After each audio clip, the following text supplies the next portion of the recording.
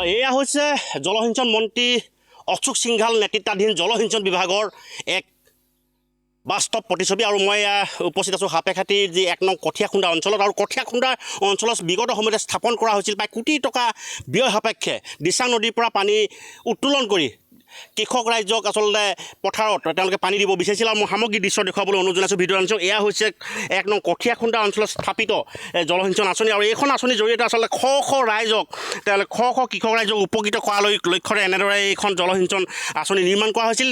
মন্ত্ৰী অশোক সিংঘাল নেতৃত্বাধীন যি জলসিঞ্চন বিভাগে ইতিমধ্যে কৃষক ৰাইজক আচলতে সামান্য পানীৰ ডুবি যোগাৰ কৰি দিব নোৱাৰা অভিযোগ উত্থাপিত হৈছে। আৰু তাৰ পৰিপ্ৰেক্ষিতত ইতিমধ্যে দৰিদ্ৰ কৃষক ৰাইজে আচলতে বতৰলৈ বাট চাই তেওঁলোকে কৃষি কাৰ্য সম্পাদন কৰিবলৈ বাধ্য হৈ পৰিছে। কিন্তু শেহতীয়াকৈ যদি আমি চাওঁ প্ৰতিকূল বতৰত আচলতে কৃষি পথাৰ ইতিমধ্যে চন পৰা উপক্ৰম হৈছে, যিহেতু নেকি ইতিমধ্যে আমি যদি কওঁ আচলতে কৃষি পথাৰ শুকাই গৈছে। আৰু শ বিঘা মাটিকালি ইতিমধ্যে কৃষি কাৰ্য সম্পাদন কৰিব পৰা নাই। দৰিদ্ৰ কৃষকে ইতিমধ্যে হাতে যি মূৰে কপালে হাত দিবলগীয়া অৱস্থা হৈছে, এনে এটা পৰিৱেশ আহিছে। আৰু এইখন আচলতে যিখন কোটি টকাৰে নিৰ্মিত যিখন জলসিঞ্চন আঁচনি, এই আঁচনিখন আচলতে বিভিন্ন সময়ত যিসকল কোৱাৰ্টাৰ আছিল কোৱাৰ্টাৰবিলাক জৰাজীৰ্ণ হৈ পৰিছে। এতিয়া ভোট বাংলাত পৰ্যবেক্ষিত হৈছে এই কোৱাৰ্টাৰসমূহ। আৰু এইখন আচলতে যিখন কোটিটকীয়া আচলতে জলসিঞ্চন আঁচনি আছিল, এই আঁচনিখনৰ পৰা ৰাইজে স্থানীয় কৃষক ৰাইজে আচলতে কোনোদিনে পানী পাবলৈ সক্ষম নোহোৱাৰ অভিযোগ উত্থাপিত হৈছে।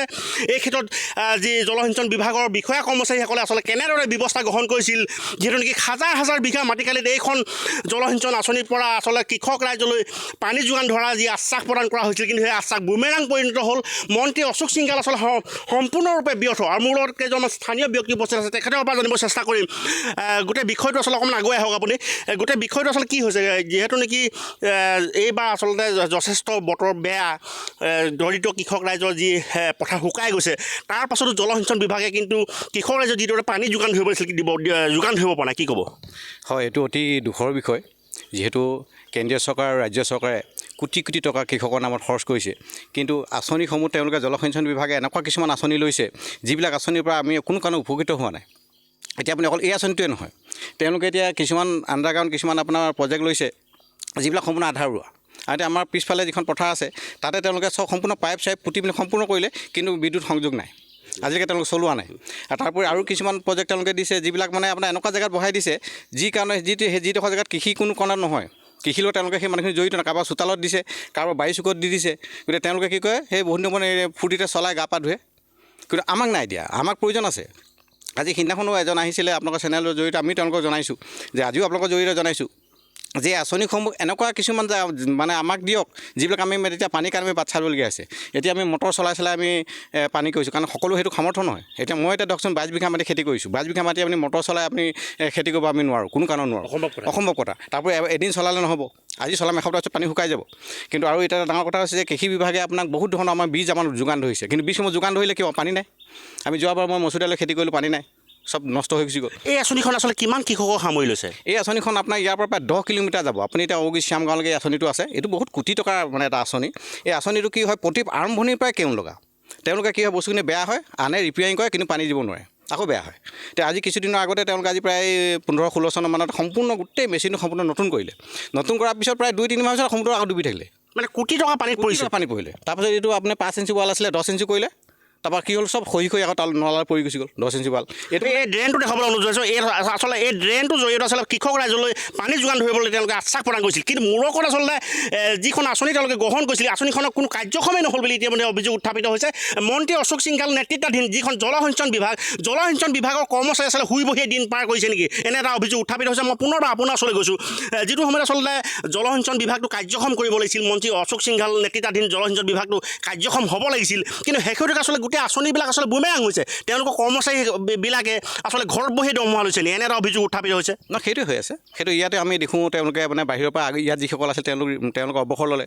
তাৰপিছত নতুনকৈ যিসকল আহে তেওঁলোকে আহি এই ৰুমটোতে বহে, দিনটো টাচ খেলি পেলাই গুচি যায়। তেওঁলোকে গোটেই মাহটো চহী হয়তো এদিনতে মাৰি থৈ যায়। তেওঁলোকে তাত কোনো কামেই নাই। ব্ৰাছখন তেওঁলোকৰ অৱহেলাৰ কাৰণে ব্ৰাছখন ডুবি গ'ল।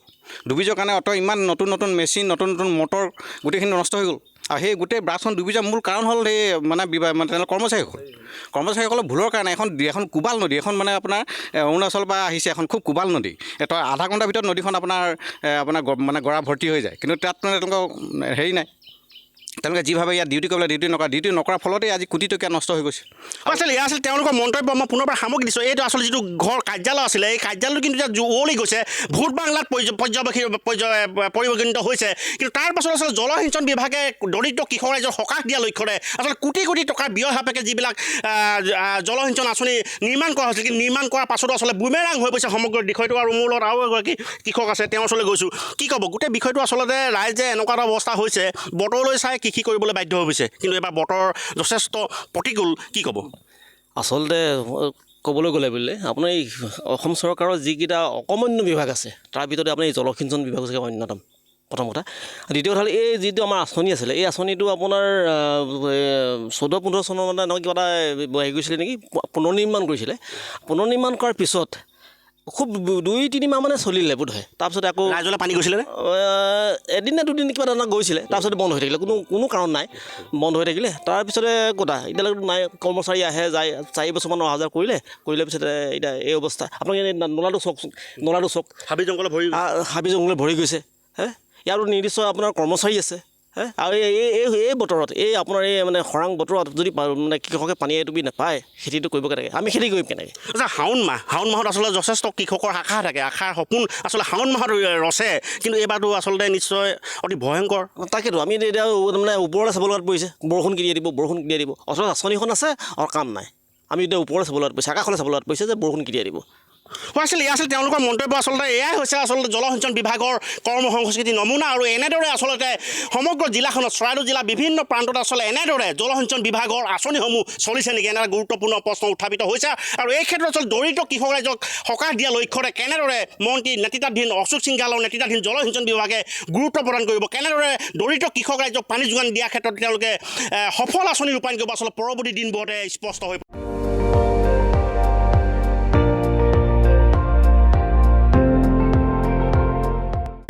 আপুনি চাই আছে ND24, সৰ্বশ্ৰেষ্ঠ নহয় সৰ্বোত্তমৰ দৌৰ।